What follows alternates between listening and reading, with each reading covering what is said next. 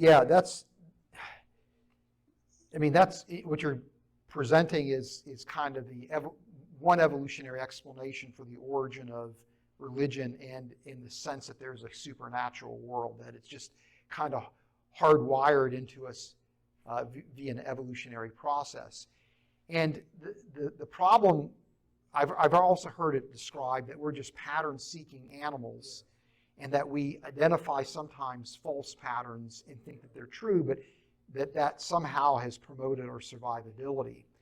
Now, this becomes a very dangerous line of reasoning, however, because if you're saying that as human beings we're pattern-seeking animals, and sometimes we think false patterns are true because it promotes our survivability, means that our minds are not actually capable of discovering truth.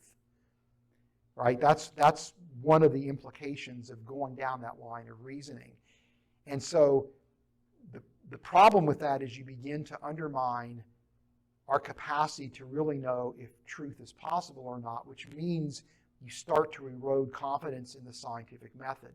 So, for example, how do I know that the evidence that people describe as in support of the evolutionary paradigm is actually bona fide evidence in favor of it? How do I know that you're just not a pattern-seeking animal that has mistaken this evidence for evolution as being true when actually it's false?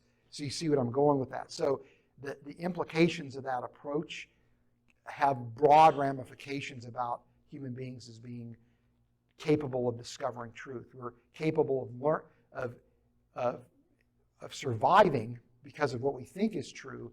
We're not actually capable of discovering truth. So it's an idea that refutes itself, I think, or you undermine confidence in humans having genuine knowledge.